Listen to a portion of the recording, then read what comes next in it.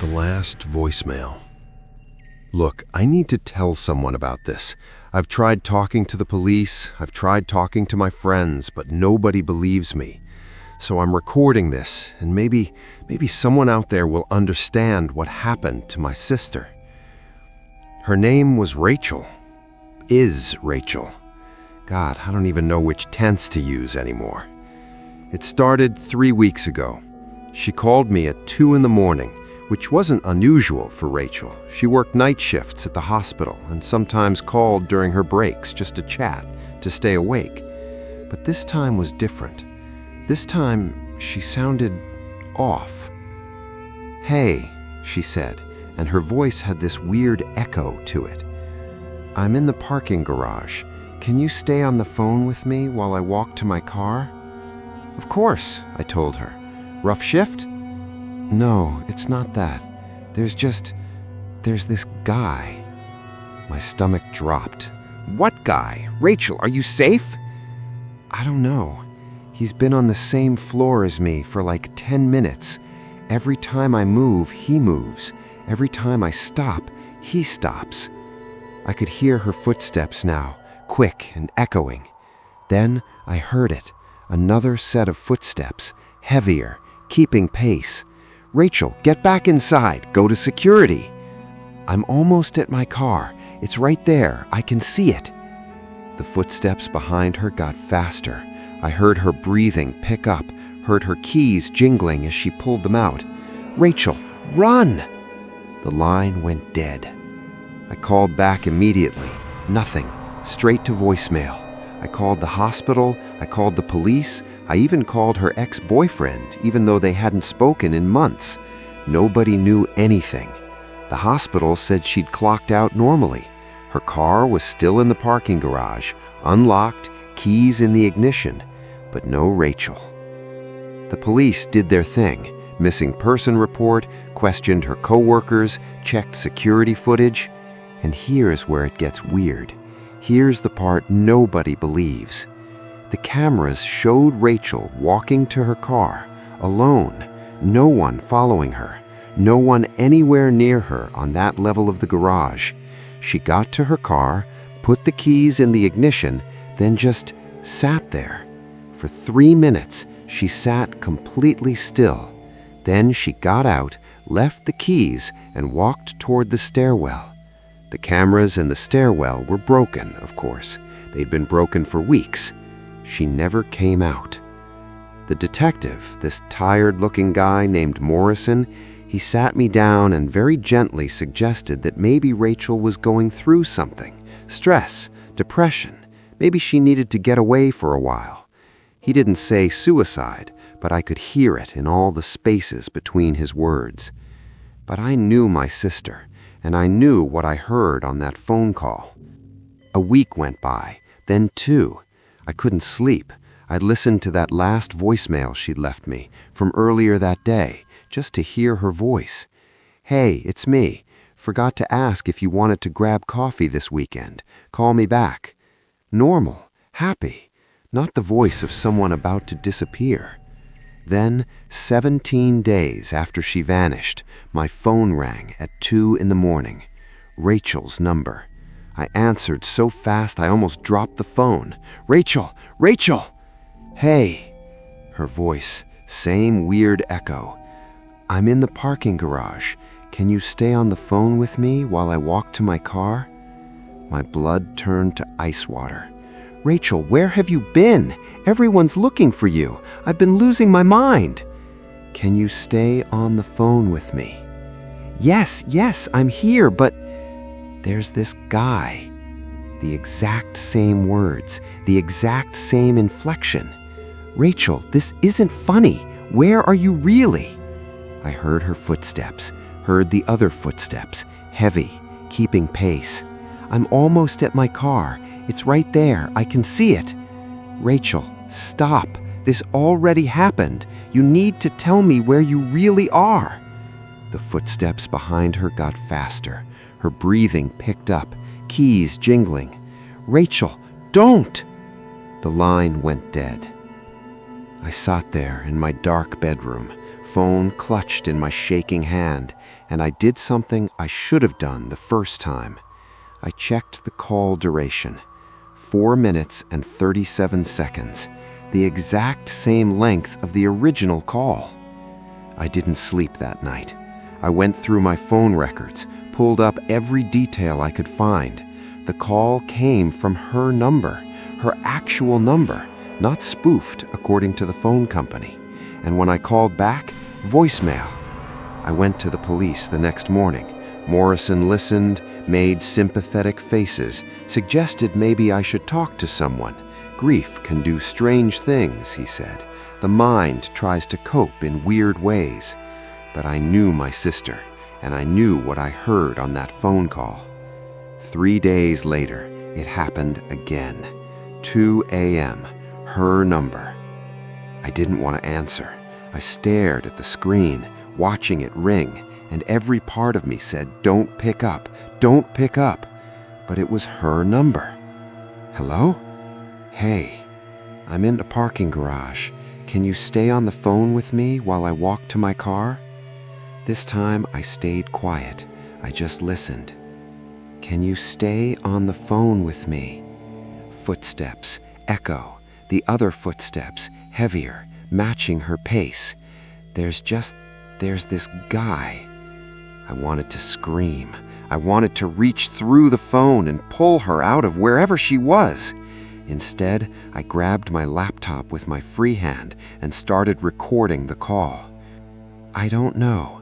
He's been on the same floor as me for like 10 minutes. Every word exactly the same. Every breath, every pause. Every time I move, he moves. Every time I stop, he stops. When the call ended, 4 minutes and 37 seconds later, I had a recording. Proof. I converted it to an audio file, burned it to a CD like it was 2005, took screenshots, printed everything out. I wasn't crazy. I had evidence. Morrison looked at the printouts and sighed. "These just show calls from your sister's number." "But listen to the recording." I did. Look, I know this is hard, but phones can be cloned, numbers can be spoofed, or maybe someone found her phone and they're... He stopped, not wanting to finish that sentence. "They're what? Using it to mess with me? Why would anyone do that?" He didn't have an answer. The calls kept coming, every 3 or 4 days, always at 2 a.m., always the same conversation, playing out exactly the same way. I started answering every time, trying different things, staying silent, screaming at her, begging, trying to talk over the script. Nothing changed. It was like listening to a recording, except it was coming from her number in real time. I went to the hospital parking garage, stood right where her car had been. The security guard, this older woman named Denise, she recognized me. We'd talked before, during the initial search. "You doing okay, honey?" she asked. "The cameras in the stairwell, they're still broken?"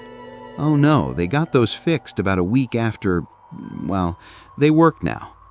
"Can I see the footage from that night?" She gave me this pitying look. "The police already took it all, but I saw it myself. There's nothing there. Stairwell was empty all night." "That's impossible. She had to go somewhere." Denise shifted uncomfortably. "Look, I probably shouldn't tell you this, but the footage from the other cameras, from the days after, they show someone who looks like your sister coming and going, but when security tried to approach her, she'd just walk into an area without cameras and disappear. Happened 4 or 5 times. Police think it's someone playing dress-up, someone messing with the investigation. They're treating it as a prank." A prank? My sister was missing, and someone was impersonating her on security cameras, and they thought it was a prank. Last night, the call came again, 2 a.m. I'd been lying awake, waiting for it. "Hey, I'm in the parking garage. Can you stay on the phone with me while I walk to my car?" But this time I was ready. This time I was in my car, already driving. I'd timed it before. I could get to the hospital in 12 minutes if I broke every traffic law. The call lasted 4 minutes and 37 seconds. That gave me time. I drove like hell, running red lights, going 70 in a 35. My phone was on speaker, and Rachel's voice filled my car, going through the same terrified routine I'd heard over and over. "I'm almost at my car. It's right there. I can see it." I was 5 minutes away. Her breathing picked up, keys jingling. 3 minutes. The line went dead. I made it to the hospital in 9 minutes, screeched into the parking garage, took the ramps up to the 3rd level where Rachel had parked that night. Empty, silent, just rows of cars under fluorescent lights. I got out, left my car running, and ran toward the stairwell. The door was heavy and it creaked when I opened it. The lights were on, bright white LEDs that made everything look too clean, too sharp. "Rachel!" My voice echoed up and down the concrete shaft. "Rachel, if you can hear me, please!" My phone rang. Rachel's number. I answered with shaking hands. "Hey, I'm in the parking garage." But this time I heard it. The echo in her voice matched the echo in the stairwell. She was here, right now. She was here. "Can you stay on the phone with me while I walk to my car?" I ran up the stairs, phone pressed to my ear. "I'm coming, Rachel. I'm coming right now. Where are you?" But she couldn't hear me. The script kept playing. There's this guy." I heard footsteps above me. I climbed faster, 2 stairs at a time, my lungs burning. "Every time I move, he moves. Every time I stop, he stops." 4th floor, 5th floor. The footsteps stayed ahead of me, always 1 level up. 6th floor, 7th. How tall was this building? "I'm almost at my car. It's right there. I can see it." The footsteps stopped. I stopped. I was at what should have been the 8th floor, but there was no exit door, just another flight of stairs going up. The walls were concrete, no windows, no markings, just stairs and landing and more stairs. Her breathing picked up in my ear, keys jingling, but I could hear it now, really hear it, not just through the phone. She was close. I kept climbing. The stairs went on. 9 floors, 10, 12. The numbers stopped making sense. The hospital was only 6 stories tall. "Rachel!" I screamed it, phone forgotten in my hand. "Rachel, where are you?"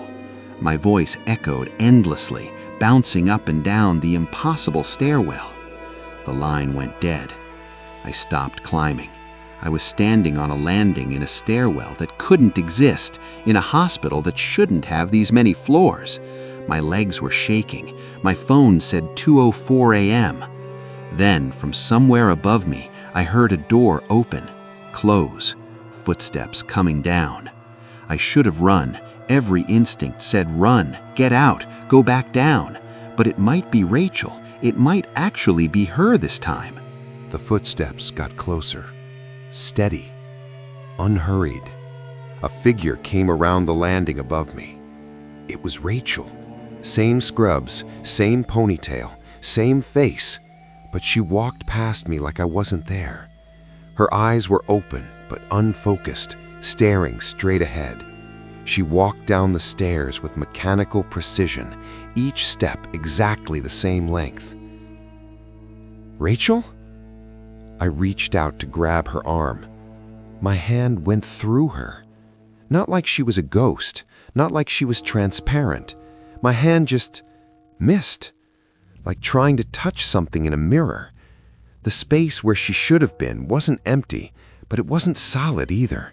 It was like she existed slightly to the left of reality. She kept walking. I followed her down, floor after floor. The stairwell looked the same at every level. Same concrete walls, same fluorescent lights, same door that led nowhere. We reached the 3rd floor, the actual 3rd floor. She opened the door. I heard it click, saw the handle turn, and walked out into the parking garage. I tried to follow, but the door swung shut in my face, and when I opened it, I was in the hospital's main lobby. How? I'd been in the parking garage stairwell. The lobby was a different building entirely. Security guard at the desk looked up. Not Denise, someone younger. "Sir, can I help you?" "The parking garage. I need to—" I couldn't explain. "Did you see someone come through here? A nurse? Just now?" He checked his monitor. "Been quiet all night. You okay? You look—" I pushed past him, ran outside, circled the building, found the parking garage, ran up to the 3rd floor. Empty. But Rachel's car was there, the old Honda Civic she'd been driving that night, keys in the ignition, just like before. I'm sitting in my apartment now, writing this out. It's been 6 hours since I got back. The sun's coming up. I haven't slept. And I keep thinking about what I saw. Not Rachel, the other thing. Because when she walked past me in that impossible stairwell, when my hand went through her, I saw it. For just a second, I saw what was really there. Something tall, too tall to fit properly in a human shape, wearing Rachel like clothes that didn't quite fit right, moving in steps that were a half-second off from normal timing. And when I looked at its face, her face, the eyes weren't unfocused. They were looking at me. It saw me see it. My phone's been quiet all day. No calls. I checked Rachel's social media. Friends and family are still sharing missing person posts. The police investigation has gone cold. As far as the world is concerned, she vanished 3 weeks ago from a parking garage. But I know the truth now. She's still making that walk.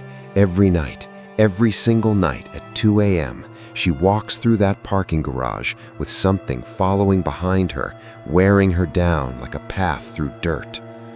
And every few days, whatever's following her calls me, plays the recording, keeps me trapped in that same 4 minutes and 37 seconds. I don't know why. I don't know what it wants. But it's 2 a.m. right now. My phone is ringing. Rachel's number. And this time, I hear something else. Behind her voice, beneath the echo, there are others, dozens of them, maybe hundreds, all having the same conversation, all walking through the same loop, all calling someone who couldn't save them. My phone is ringing. I don't want to answer it, but it's Rachel's number. What else can I do? Hello?